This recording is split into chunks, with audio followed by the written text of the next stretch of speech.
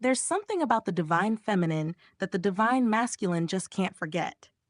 Something about her energy that keeps calling him back, even when he's tried to walk away. Something about her presence that lingers in his mind long after she's gone. It's not always something he understands consciously. He may not even know why he feels what he feels, but it's there. A pull, a magnetism, a kind of soulful gravity that keeps drawing him in. And it's not about her looks. It's not about the way she talks or what she does. It's about the energy she carries. It's about who she becomes when she's in her essence, when she's not chasing, not fixing, not dimming herself to be understood, when she's just being. That energy, it's unforgettable. And for the divine masculine, it becomes something he can't help but crave, even if he resists it, even if he runs. So what is it about her energy that feels so addictive to him? What is it that keeps pulling him back no matter how far he goes? Let's explore it. Number 1. Her energy feels like home. At the core of the divine feminine's energy is a feeling the masculine has been searching for his whole life: safety. Not the kind of safety that comes from control or predictability, but the kind that comes from being seen, being held, being loved as he is, without needing to perform or prove anything. You see, most of the world has taught the divine masculine to hide, to be strong, to be silent, to never show weakness.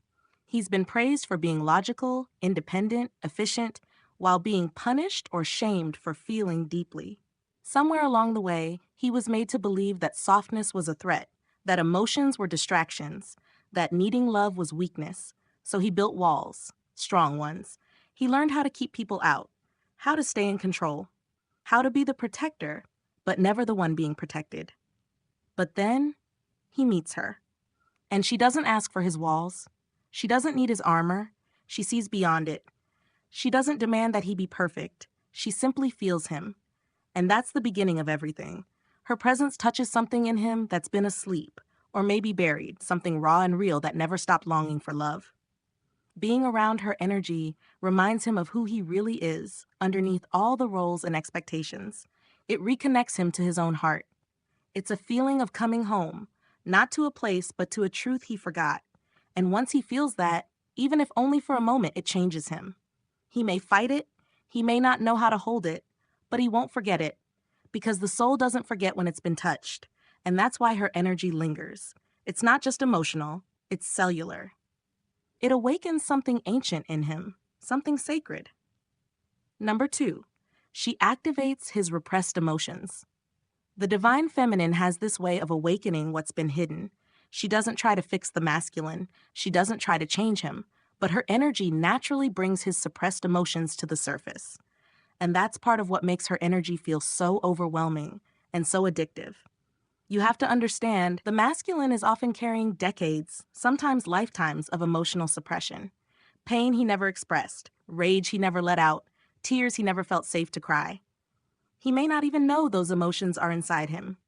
He's been so good at staying busy, staying logical, staying in control, but underneath it all, there's a storm. Then she enters his life, not with force, not with chaos, but with presence, with depth, with truth. And suddenly, all those things he buried start rising. He doesn't know why being around her makes him feel so much. He just knows that he does. His chest gets heavy, his guard gets shaky. He feels things he can't explain. And it terrifies him, but it also fascinates him. Because even though it's intense, it's also real. For maybe the first time in a long time, he's not numb. And that feeling of being cracked open, it becomes something he can't stop thinking about. Her energy becomes the mirror that reflects everything he's never faced. It's not always comfortable, but it's honest. And his soul wants that, even if his mind doesn't. This is part of why he runs. But it's also part of why he keeps coming back. Because her energy makes him feel. And feeling, for the divine masculine, is the beginning of healing. It's the beginning of returning to himself. He doesn't always know how to say that. He doesn't always know how to thank her. But deep down, he knows something inside him woke up in her presence. And that awakening is something he'll always crave. Number 3, her vulnerability, the divine feminine, in her true essence, carries a quiet strength. It's not the loud, assertive kind. It's the kind that lives in vulnerability, in softness, in openness. and that disarms the masculine in a way he never expected.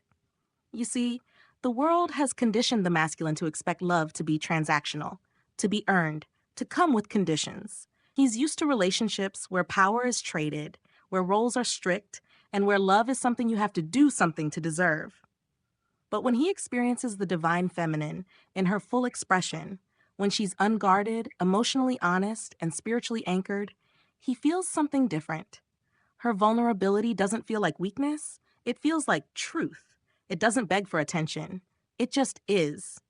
And that kind of raw, transparent energy, it's intoxicating to him.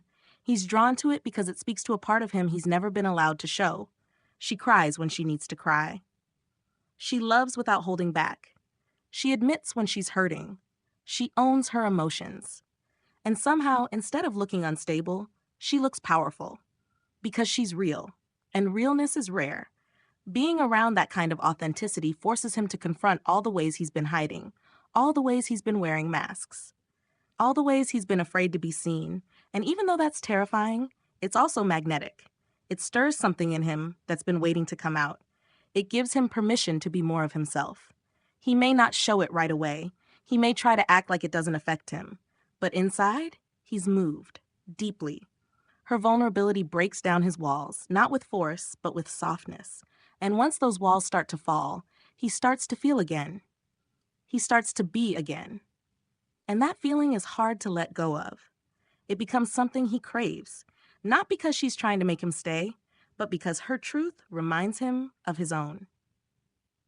Number 4, she holds the frequency of unconditional love. Perhaps the most addictive thing about the divine feminine's energy is her capacity to love without conditions. Not blindly, not in a way that tolerates disrespect, but in a way that sees beyond the ego and into the soul. When she's anchored in her higher self, she doesn't just love who he is when he's at his best. She loves the whole of him. His light, his shadow, his brilliance, his confusion. She sees past the surface. She feels what words can't explain. She holds space for the man in the soul, and for the divine masculine who's been judged, measured, and boxed in his whole life. That kind of love is revolutionary. He may not know how to receive it at first. It might scare him. It might trigger every wound he's ever carried about not being enough. But deep down, that love feels like water in the desert. It softens him. It nourishes him. It brings parts of him back to life. What makes her love so powerful isn't just how much she gives. It's how pure it is. She doesn't love from a place of needing him to complete her. She loves from overflow, from connection, from remembrance. And that love doesn't chase. It doesn't beg. It doesn't manipulate. It just is. It stays in its own lane. It trusts the connection. It lets him find his own way. But he feels it, whether he's near her or far. And that feeling follows him. It wraps around him like a frequency he can't shake. He could try to replace it, try to forget it, try to drown it out with distractions, but he won't succeed.